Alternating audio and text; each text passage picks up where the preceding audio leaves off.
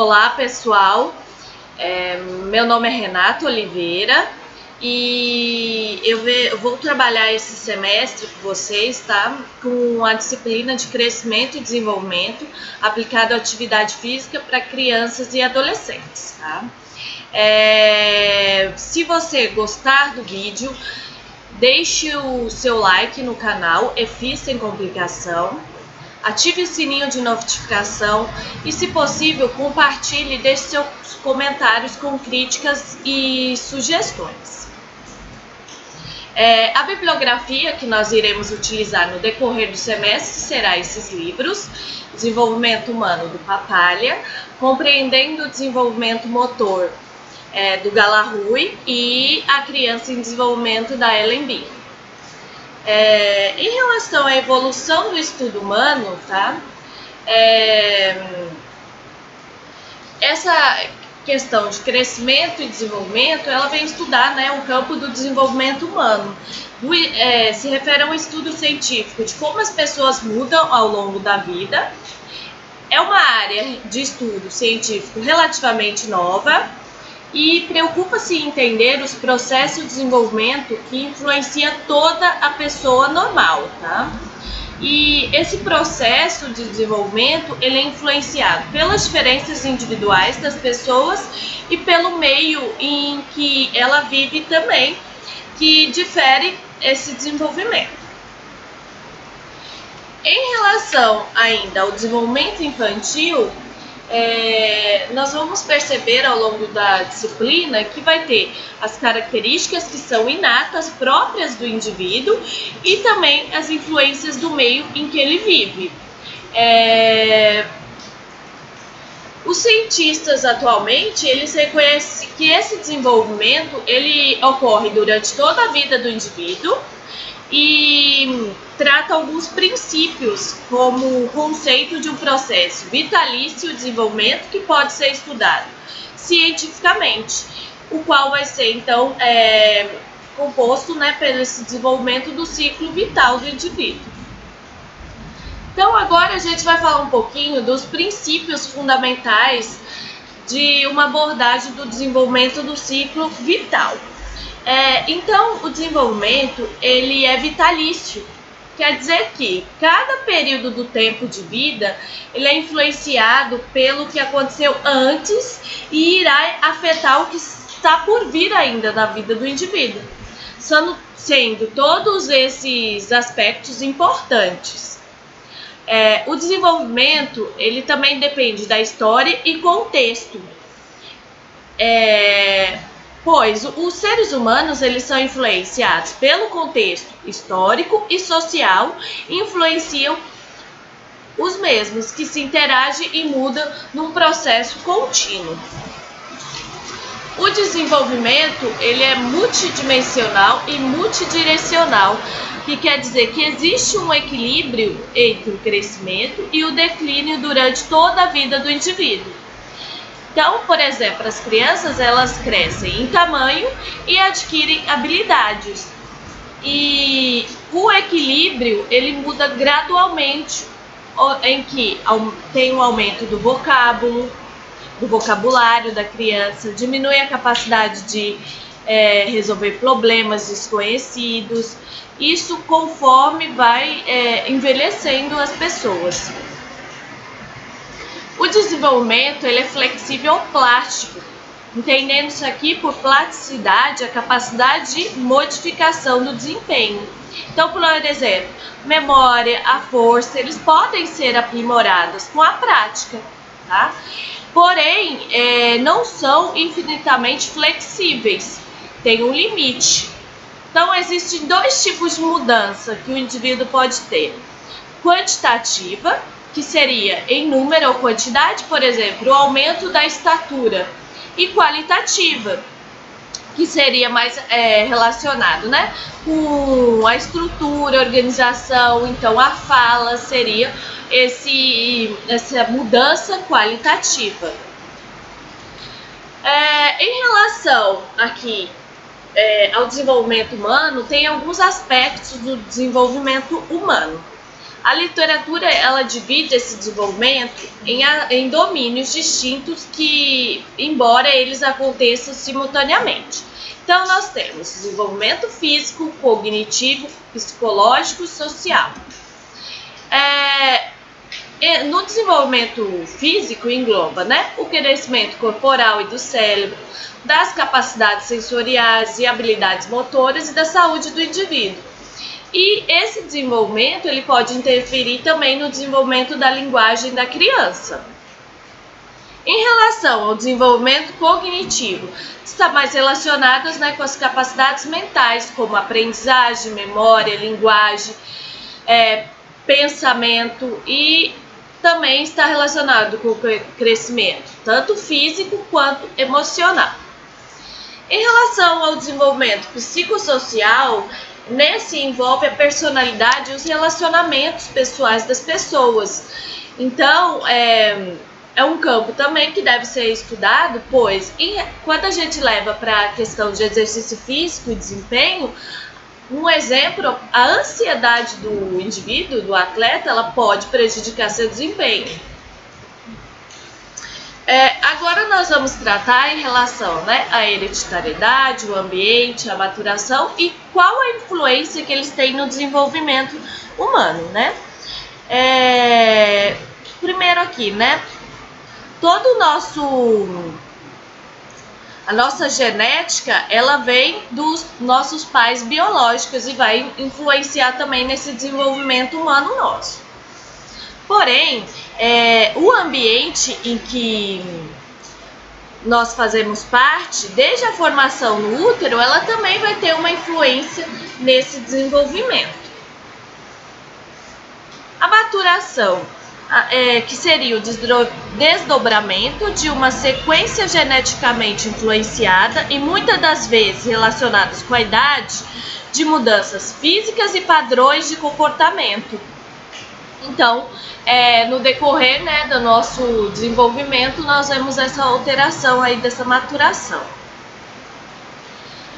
Quais as principais influências contextuais, né? A abordagem do desenvolvimento no ciclo vital de Baltes coloca, né, que os seres humanos são seres sociais e desde o início desenvolve no contexto social e histórico. A família, ela vai possuir várias influências nesse contexto, assim como o bairro, a comunidade, várias questões sociais que estão relacionadas com o indivíduo.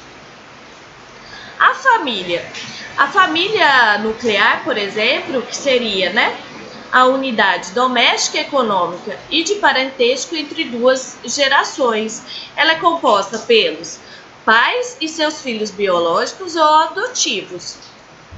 E quais os fatores atuais que interferem na família, né? Nós temos que pensar, né, as questões de pai e mãe que trabalham fora, os cuidadores das crianças, também tem questões que podem interferir, como o divórcio, e aí criar, né, tendo a criação de duas famílias, o qual tem umas relações temporárias, pais solteiros, ou então solteiros sem filhos. As principais, ainda falando sobre a família, também tem que pensar que tem aquela parte da família extensa, que é a rede de parentesco entre muitas gerações, composta por pais, filhos e parentes mais distantes, e às vezes vivendo juntos no mesmo lar. As principais influências contextuais ainda, né? Agora falando sobre a condição socioeconômica e o bairro em que a criança vive. Então, a condição socioeconômica, ela vai mesclar diversos fatores que incluem a renda, o nível de instrução e a profissão. E isso vai interferir, vai diferenciar na interação verbal também das mães com seus filhos. A condição socioeconômica, ela não é responsável propriamente dita pelas influências, mas sim por fatores associados, como educação, saúde.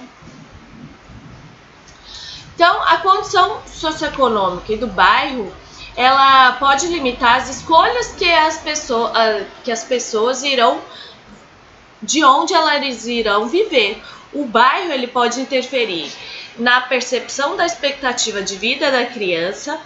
Um exemplo, bairros com altos fatores de risco aumenta a probabilidade de um resultado negativo e bem-estar dessas crianças. Ainda pensando nas influências contextuais, também nós temos, a cultura e a etnicidade, sendo que a cultura seria o modo de vida de uma sociedade ou de um grupo, incluindo seus costumes, tradições, crenças, valores, produtos materiais. A cultura, ela não é estática, ela está sempre em alteração. E o grupo étnico seria um grupo unido por descendência, raça, religião, língua ou nacionalidade e vai contribuir para um sentido de identidade comum entre as pessoas. Em relação às influências normativas e não normativas, o normativo é uma característica de um evento que ocorre de um modo semelhante para a maioria das pessoas de um grupo. Então, as influências normativas etárias. Temos eventos biológicos, por exemplo, a puberdade e a menopausa, elas ocorrem, de modo semelhante, naquela faixa etária. E os eventos sociais seria, por exemplo, o ingresso na educação, a aposentadoria, eles normalmente ocorrem naqueles períodos pré-estabelecidos. E as influências não normativas são os eventos incomuns que têm grande impacto sobre a vida individual da pessoa. Podem ser eventos típicos que acontecem em épocas atípicas, por exemplo, o casamento, e podem ser eventos atípicos, como ganhar uma bolsa de estudos para estudar no exterior. Em relação às influências ainda, temos os períodos críticos e sensíveis. O período crítico é um tempo específico em que um determinado evento ou sua ausência tem maior impacto sobre o desenvolvimento. Então, um exemplo, Aqui, o feto, ele pode apresentar efeitos negativos específicos que vai depender da natureza e o momento de ocorrência desse nascimento. As crianças, por exemplo, que são privadas de certos tipos de experiências durante o período crítico, elas tendem a apresentar falhas no seu desenvolvimento. A desnutrição durante o período crítico de desenvolvimento cerebral, logo após o nascimento, ela pode resultar em dano cerebral. Então, os níveis de desenvolvimento eles podem ser classificados de vários modos. O método mais popular, porém menos preciso, é a classificação pela idade cronológica. Ela é específica nos primeiros anos e geral no decorrer da vida, e é uma classificação que ocorre de maneira constante. Então, olhando aqui as classificações etárias do desenvolvimento, primeira delas, vida pré-natal, que vai da concepção até o nascimento da criança. Engloba o período do zigoto, que seria da concepção a 1 semana, o período embrionário, de 2 semanas a 8 semanas, e o período fetal, de 8 semanas ao nascimento. A segunda fase, o bebê, que vai do nascimento aos 24 meses. Vai englobar o período neonatal, que é do nascimento a 1 mês, o início do período de bebê, que é de 1 a 12 meses, e o restante do período de bebê, que vai de 12 a 24 meses. E a infância? A infância, ela vai dos 2 aos 10 anos, o período entre 2 e 3 anos, que engloba ali, então, de 24 a 36 meses. Início da infância se daria, então, de 3 a 5 anos e o meio final da infância de 6 a 10 anos. E a adolescência? A adolescência ela vai dos 10 aos 20 anos e engloba pré-puberdade, que para o sexo feminino seriam de 10 a 12 anos e o sexo masculino de 11 a 13 anos. e após puberdade, que no sexo feminino de 12 a 18 anos e o sexo masculino de 14 a 20 anos. A juventude ela engloba a idade de 20 a 40 anos. É composta pelo período inicial, que vai de 20 a 30 anos, e o período de consolidação, que é de 30 a 40 anos. A meia-idade, ela engloba a faixa etária de 40 a 60 anos, tem a fase de transição da meia-idade, que é de 40 a 45 anos, e a meia-idade, que é de 45 a 60 anos. O adulto mais velho engloba os indivíduos com 60 anos ou mais, tendo o velho jovem, que é de 60 a 70 anos, o velho mediano, que é de 70 a 80 anos, e o velho mais velho, que é de 80 anos para cima. Então, as fases mencionadas anteriormente, embora elas estejam relacionadas com a idade, o desenvolvimento não depende dela.